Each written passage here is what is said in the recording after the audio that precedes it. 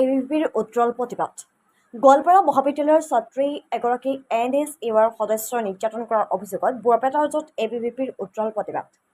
যোৱাকালি গোৱালপাৰা মহাবিদ্যালয়ৰ ঘটনাক কেন্দ্ৰ কৰি আজি বৰপেটা ৰোডত উজ্জ্বল প্ৰতিবাদ সাব্যস্ত কৰে এবিভিপিয়ে।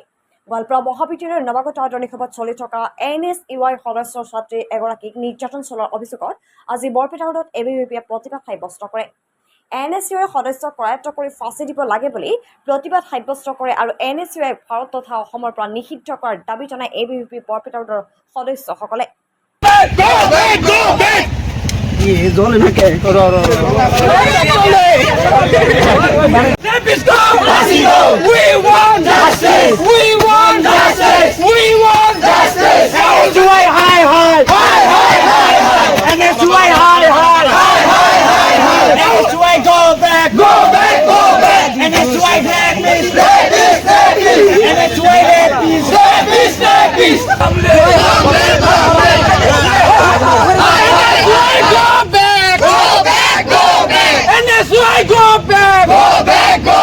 Rahul Gandhi Murdabad! Rahul Gandhi Murdabad!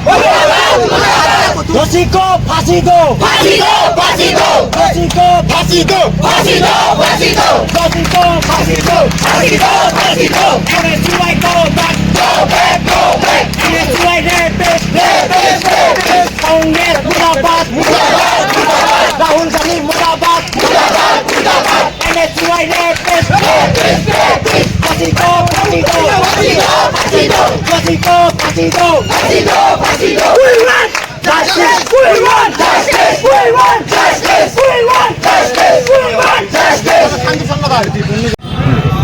ইতিমধ্যে আমি জানা NSUৰ যিটো ধৰ্ষণকাৰী কাৰ্য আছে সেইটোৰ বিপৰীতে আমি সকলোৱে আমি নাৰী হিচাপে আমি যিমানকেইটা ৰাণী আছোঁ সকলোৱে মিলি শাস্তি দিব বিচাৰিছোঁ আৰু বিচাৰিছোঁ যে আমি এনে ঘটনা আৰু আমি কেতিয়াও সন্মুখীন হ'ব নালাগে। আৰু খালি মই নহয় আমাৰ লগত থকা গোটেইকেইটা নাৰীৰ কাৰণে এইটো বহুত লজ্জাজনক কথা।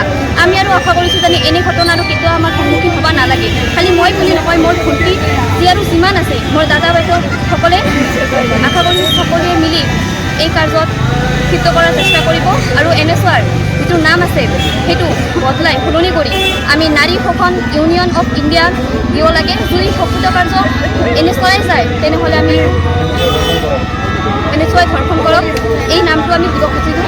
নাৰীৰ ফালৰ পৰা আমাৰ অসম চৰকাৰৰ এইটো দাবী থাকিল যে NSUৰ এই ধৰ্ষণকাৰী যিটো সংগঠন আছে এইটো ভাৰতবৰ্ষৰ পৰা আৰু অসমৰ পৰা নিষিদ্ধ কৰিব লাগে।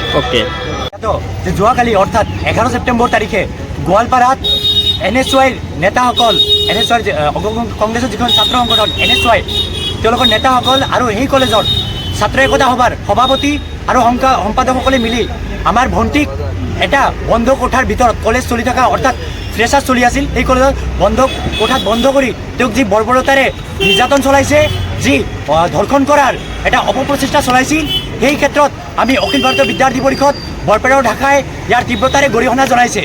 ইয়াৰ ওপৰত এটা প্ৰশ্ন উদ্ধতি হৈছে যি সময়ত ছাত্ৰ সংগঠনে এজনৰ কাম ছাত্ৰৰ হিতকাৰী কাৰ্য আৰু ছাত্ৰক লৈ কাৰ্য কৰা হ'ব লাগে সেই সময়ত কংগ্ৰেছ আৰু NSUই যি কংগ্ৰেছৰ ছাত্ৰ সংগঠন তেওঁলোকে ছাত্ৰক বিভিন্ন ধৰণৰ নিৰ্যাতনযোগ্য কাৰ্য আৰু বিশেষকৈ আমাৰ মাতৃভণ্টীসকলৰ ওপৰত যি নিৰ্যাতন কাৰ্য সেই ক্ষেত্ৰত আগভাগ লোৱা দেখিবলৈ পোৱা যায়।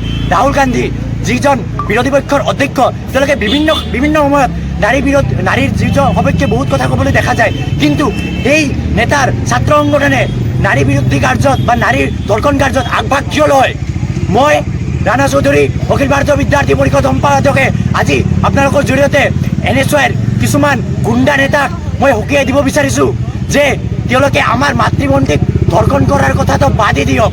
তেওঁলোকে আমাৰ মাতৃভণ্টীৰ ওপৰত যদি চকু তুলিও চায় সেই চকু আমি টানি লৈ আহিম আৰু যি কোষত এনে ধৰ্ষণকাৰী পুত্ৰ জন্ম ল'ব সেই কোষ আমি কেতিয়াও ডাঙৰ হ'ব নিদিম। বলা বলা ভাৰত মাতা কে।